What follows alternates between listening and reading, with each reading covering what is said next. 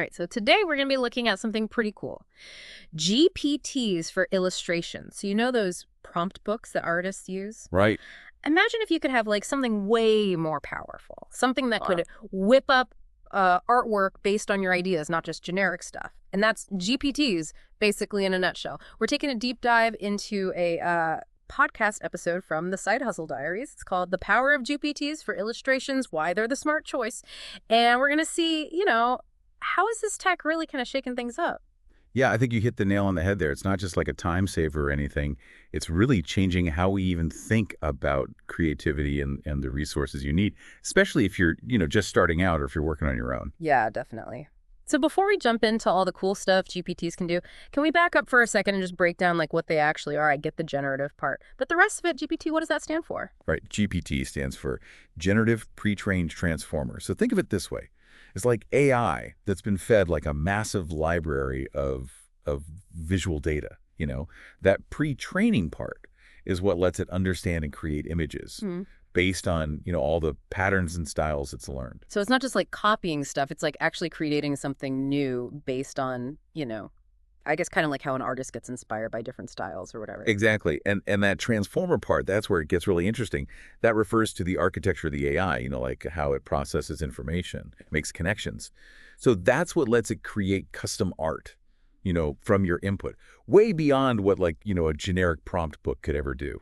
Okay. Yeah, that makes a lot more sense. And the podcast episode we're looking at today, it really emphasizes that like customization Yeah. aspect and also, speed affordability, the ability to kind of scale up your output. They were calling them no-brainers over prompt books. Do you think it's really that clear cut though? Well, I mean, there are definitely some advantages, especially when you think about like how much time and money usually goes into, commissioning artwork or even just looking through those prompt books for ideas. Yeah, that's true. I Right. mean, imagine like trying to find the perfect illustration for, say, a children's book or something. You could be flipping through pages forever. Oh, totally. And even if you find something close, you're still limited by what's on the page. Hmm. But with a GPT, you can tweak things, change the style, make it your own.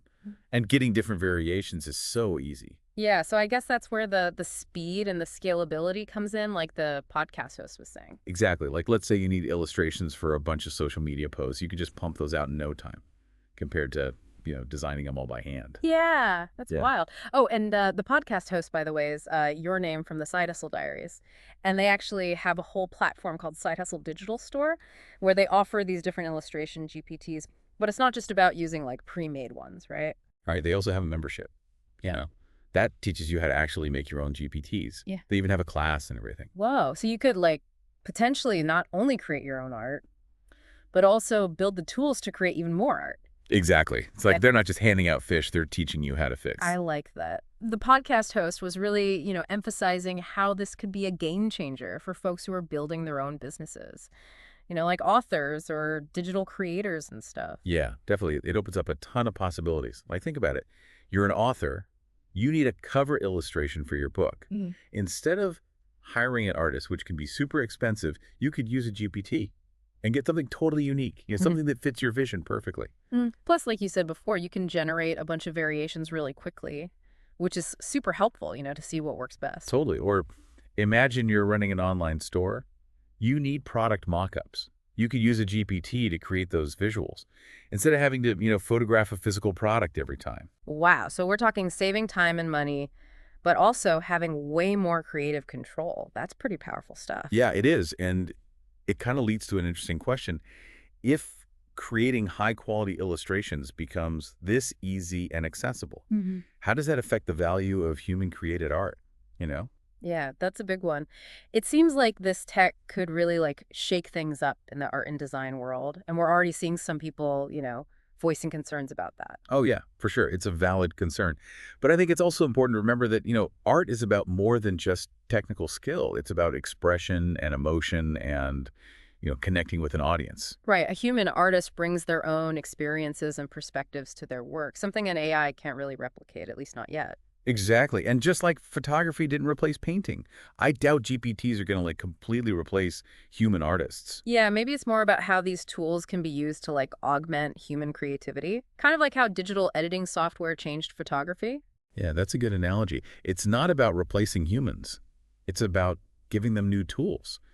to explore their creativity in different ways. The podcast episode we're discussing mentioned a few examples of how GPTs are being used in different creative fields, like book illustrations, social media graphics, even branding for businesses.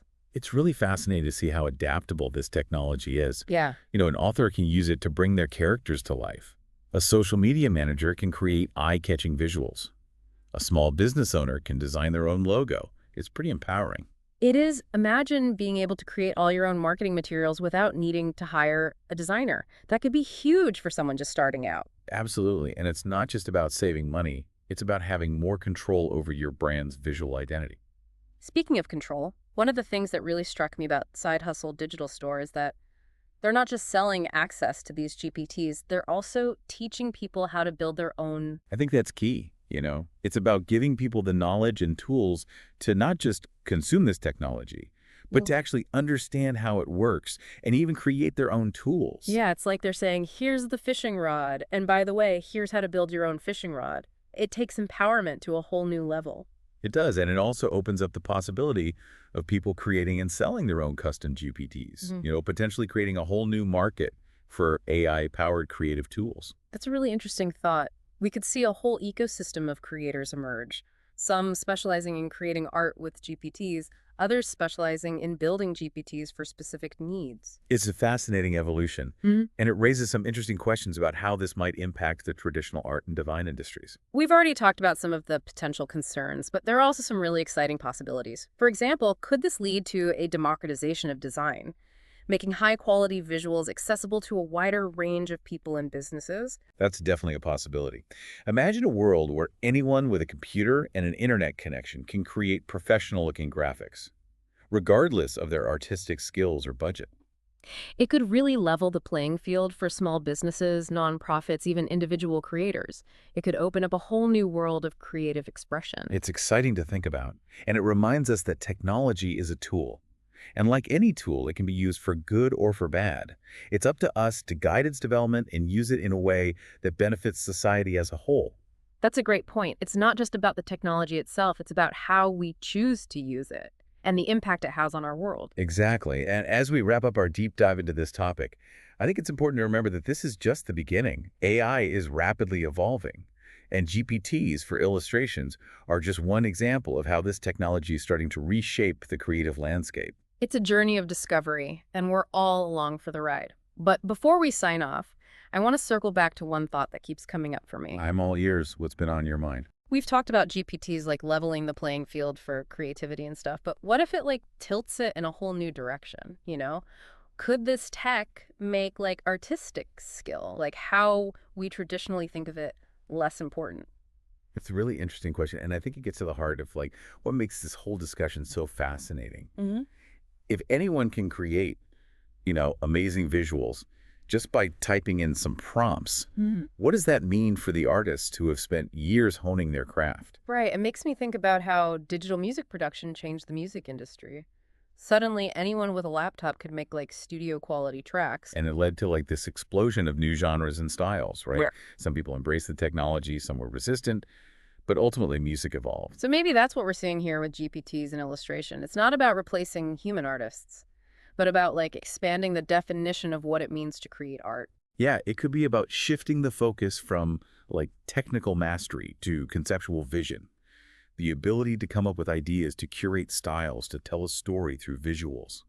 Those skills might become even more valuable in a world where the technical execution is kind of simplified.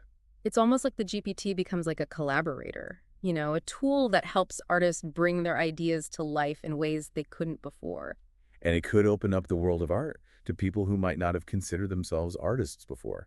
What if someone who's amazing at storytelling but can't draw a straight line can now create their own graphic novel?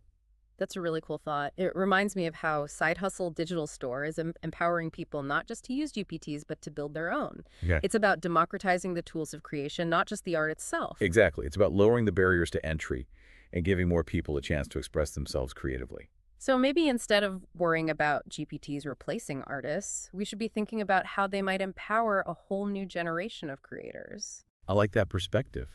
It's about embracing the possibilities and seeing this technology as a catalyst, for innovation and creative exploration. Well, we've covered a lot of ground today. From the technical details of GPTs to the broader implications for art design, even entrepreneurship. It's a topic that's definitely going to spark a lot of debate and discussion, in the years to come. It is, and it's a conversation worth having. As with any powerful technology, it's important to approach it thoughtfully and consider both the potential benefits and the challenges. For sure. If you're feeling inspired to explore this world further, I definitely recommend checking out Side Hustle Digital Store. They've got a ton of resources to get you started. And beyond that, just stay curious, you know.